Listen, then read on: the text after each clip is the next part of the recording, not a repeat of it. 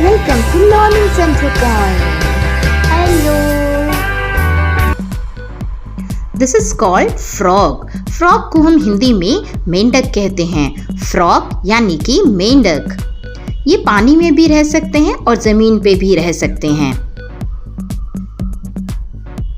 इसे हम एनाकोंडा कहते हैं. एनाकोंडा यानी कि एनाकोंडा, इसे हिंदी में एनाकोंडा ही कहा जाता है. ये बहुत ही साइज में बड़ा और हैवी होता है. ये स्नेक प्रजाति का होता है. आगे बढ़ते हैं. इसे हम टर्टल कहते हैं. टर्टल को हिंदी में कछुआ कहा जाता है. टर्टल यानी कि कछुआ. इसकी जो गति होती है चलने की वो बहुत ही धीमे होती है और जो ऊपर का पार्ट होता है काफी हार्ड होता है. इसे स्नेल कहते हैं. स्नेल को हिंदी में घोंघा कहा जाता है. स्नेल यानी कि घोंघा. ये पानी के दिनों में आपको ज़्यादा मिलेगा, जो कि ज़मीन में भी रह सकता है और पानी में भी. इसको कई जगह खाया भी जाता है. इसे हम कोबरा कहते हैं. कोबरा को हिंदी में कोबरा ही कहा जाता है. ये काफी जहरीला होता है और साइज में भी थोड़ा बड़ा होता है.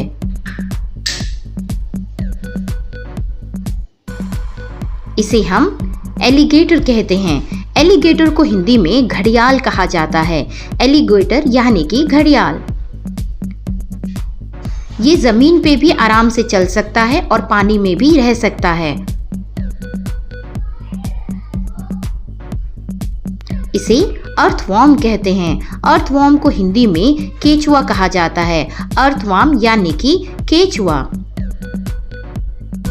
ये गीली मिट्टी में पाया जाता है और खेतों के लिए बहुत अच्छा होता है. आगे बढ़ते हैं. इसे क्रोकोडाइल कहते हैं. क्रोकोडाइल को हिंदी में मगरमच्छ कहा जाता है. क्रोकोडाइल यानी कि मगरमच्छ.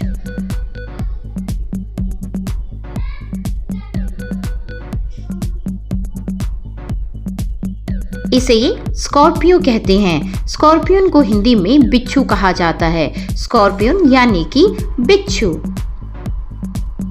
ये बहुत ही जहरीला होता है.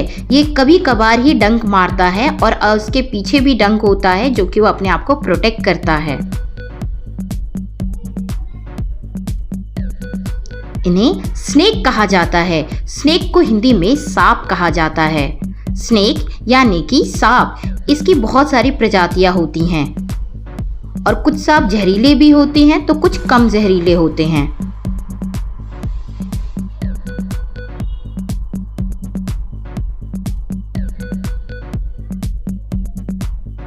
इसे लिजर्ड कहा जाता है. लिजर्ड को हिंदी में छिपकली कहा जाता है. ये देखते हैं घरों में भी पाई जाती हैं और ये छोटे मोटे कीड़े खाती हैं.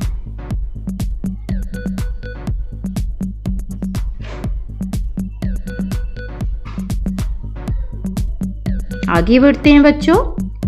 इसे गेको कहा जाता है. गेको को हिंदी में छिपकली कहा जाता है. ये छिपकली प्रजाति की ही होती है और इसे कई जगह अपने घरों में भी पाला जाता है. Thank you.